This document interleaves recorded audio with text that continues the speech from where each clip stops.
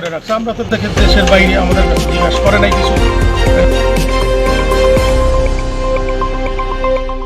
Denmark প্রবাসীর ক্রয়কৃত জমির চারপাশে ইটের দেওয়াল নির্মাণ করে চলাচলের পথ অবরুদ্ধ করে দেওয়া হয়েছে।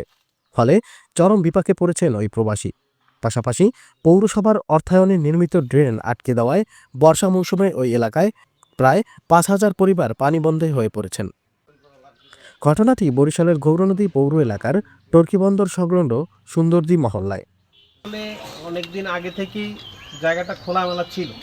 এখানে যার জায়গার মালিক উনি প্রবাসে থাকার ফলে ওনার অনুপস্থিতিতে ওনার জায়গাটা আটকাই দিয়েছে রাস্তাটা। কিন্তু সরকারিভাবে বা পৌরসভার যেটা আইন, যে পিছনে যদি কারো জায়গা থাকে সেটা তার রাস্তা রেখে তারপরে বাউন্ডারি দিতে হয়, কিন্তু ওনারা এই আইনটা ফলো করে নাই বা ওনাদের যে জায়গার পিছনের মালিক ওনাকে অবগত করে নাই।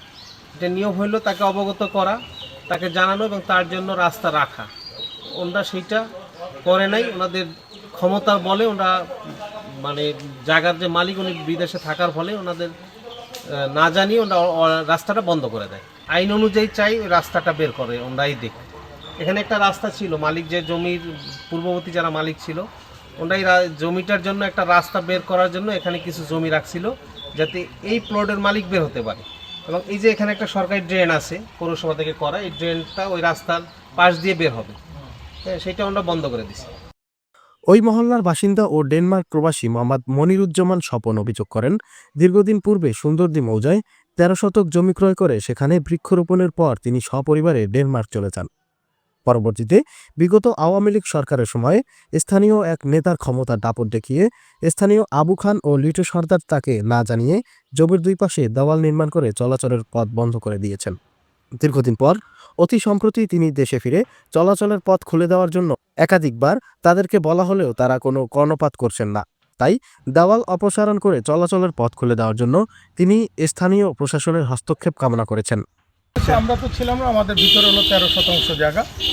এই জায়গাটা হলো একই মালিকের, এটা তার ছেলের ছিল। বেসিক্যালি এটা রাখার কথা ছিল আমার কাছ থেকে বায়না উঠেছিল, আমাদের দেয় নাই। কিন্তু তারা কী করছে যে আমার পথ আটকে তারপরে তারা এটা বন্ধ করে রাখছে। আমরা তো দেখে দেশের বাইরে আমাদের কাছে জিজ্ঞাসা করে নাই কিছু। যখন সে কতটুকু পাবে না পাবে সে তার নিজের ইচ্ছা মতো আওয়ামী লীগের লোকজন নিয়ে সেটা বেড়া দিয়ে রেখে দিচ্ছে, কারণ আমাদের কিছু জিজ্ঞাসা করা হয় নাই। এখন এই যে ওয়াল 3 দিক দিয়ে তারা ওয়াল দিয়ে এটা বন্ধ করে রাখছে। এখন আমি যে এখানে ঢুকবো কিছু করব সেটা তো কোনো পথ নাই। কেননা এই কিছুর জন্য সেটার উত্তরও তো দিচ্ছে না। এখানে তার যে মালিক ছিল সে আমাকে বলা হয়েছিল যে আধা করা জায়গা সে হাঁটার জন্য রাখার কথা। আমি প্রশাসনের কাছে প্রত্যাশা করি এটাই যে আমার রাস্তা বের করে দেবে, কারণ আমি প্রবাসে থাকি। কারণ তারা আমার কাছে কোনো কিছু জিজ্ঞাসা করে না, এবং তারা মনে করছে তারা প্রবাসে থাকে, সবাই কেউ জিজ্ঞাসা করার নাই, যে কারণে এটা বন্ধ করে রাখছে। সরেজমিনে গিয়ে দেখা গেছে ওই প্রবাসীর ক্রয়কৃত জমির পাশ দিয়ে বয়ে গেছে পৌরসভার অর্থায়নে নির্মিত ড্রেন। আবু খান ও লিটু সর্দারের দেওয়াল নির্মাণের কারণে সেই ড্রেনের মুখটিও বন্ধ হয়ে গেছে। ফলে ড্রেন দিয়ে বর্ষা মৌসুমে পানি চলাচল করতে না পারায় ওই এলাকায় প্রায় 5,000 পরিবার পানিবন্দী হয়ে পড়েন। এ ব্যাপারে অভিযুক্ত লিটু সর্দার জানিয়েছেন, তিনি তার জায়গায় দেওয়াল নির্মাণ করেছেন, তবে কারো চলাচলের পথ বন্ধ করেননি।